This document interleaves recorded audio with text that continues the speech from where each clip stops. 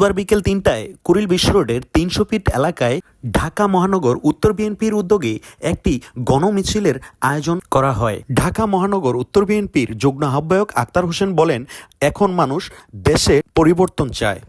তিনি আরও বলেন, চায় সুশাসন, সত্যতা এবং জবাবদিহিতা। ঢাকা মহানগর উত্তর বিএনপির যুগ্ম আহ্বায়ক আক্তার হোসেনের নেতৃত্বে মিছিলের আয়োজন করা হয়। মিছিলে অংশগ্রহণ করেন ঢাকা ১৮ আসনের বিভিন্ন থানা অঙ্গ সংগঠনের নেতৃবৃন্দরা।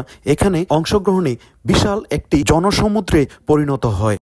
৫০ লক্ষ আওয়াজ, এখানে লুটানোর সুপার করতে কোনো কথা নেই। আমরা সবাই বাংলাদেশি। ঢাকা আদালতে মাননীয় ভারপ্রাপ্ত চেয়ারম্যান এই বাংলাদেশের যাকে ভালো মনে করবেন তাকে নমিনেশন দিবেন।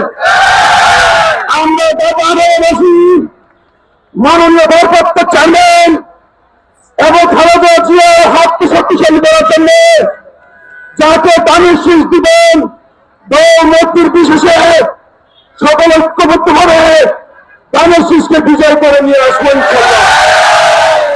আপনি জানেন ৯০ আন্দোলনের পরে ৯১ এলাকায় নির্বাচন করেছে দেশের খালেদা জিয়া। ওতে আসন খালেদা জিয়ার আসন। কেউ যদি কোনো দল থেকে প্রয়োগ করেন কিছু আসে যায় না ভাই আমার।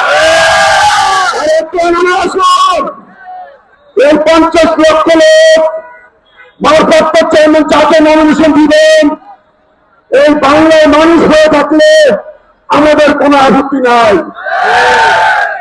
আজ বাংলা জাতি এবং বাংলাদেশের গণতন্ত্রের জন্য যাকে বাংলা করবেন আমাদের ভারপ্রাপ্ত চেয়ারম্যান তাকে ঢাকা আদালতে নমিনেশন দিয়ে দেন। আমরা সকলে তার পক্ষে এবং আমাদের ঢাকা মহাউত্তরের মাননীয় আহ্বায়ক আমির সাহেবের নেতৃত্বে আমরা ঐক্যবদ্ধ। হাত তুলে তো আমরা আমির সাহেবের নেতৃত্বে ঐক্যবদ্ধ আছি।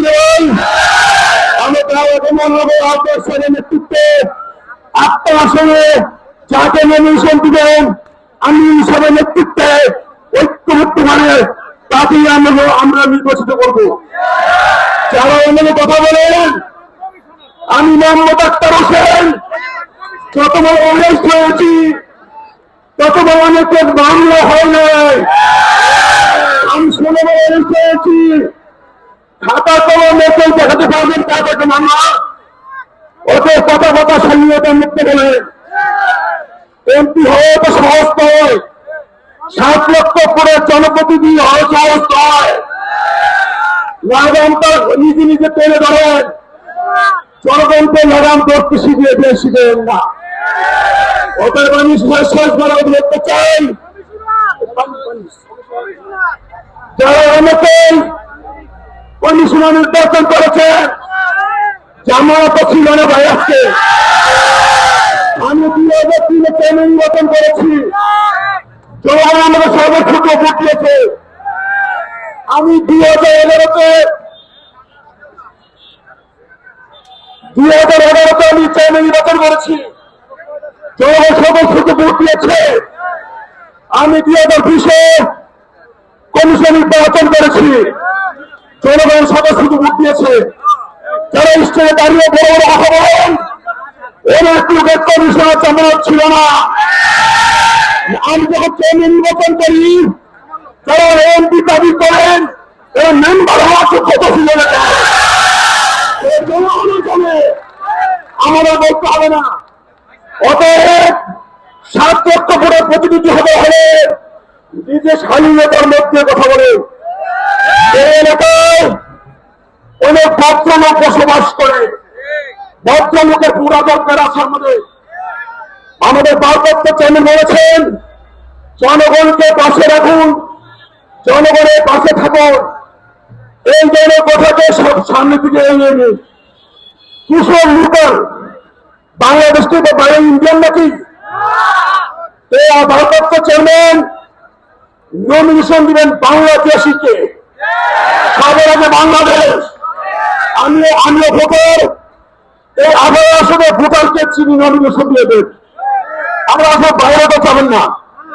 তবে আমি একটি কথা বলতে চাই, আমাদের ভারপ্রাপ্ত চেয়ারম্যান দেশনেত্রী খালেদা জিয়া বাংলার জাতিকে এগিয়ে নেওয়ার জন্য এবং গণতন্ত্র ফিরে দেওয়ার জন্য 31 দফাকে বাস্তবায়ন করার জন্য যার হাতে নমিনেশন দিলেন, যার হাতে জনশীষ দিলেন, তাকে আমরা 18 বাসী ঐক্যবদ্ধ মানে বিজয় বিজয় মালা তাকে করে দেব।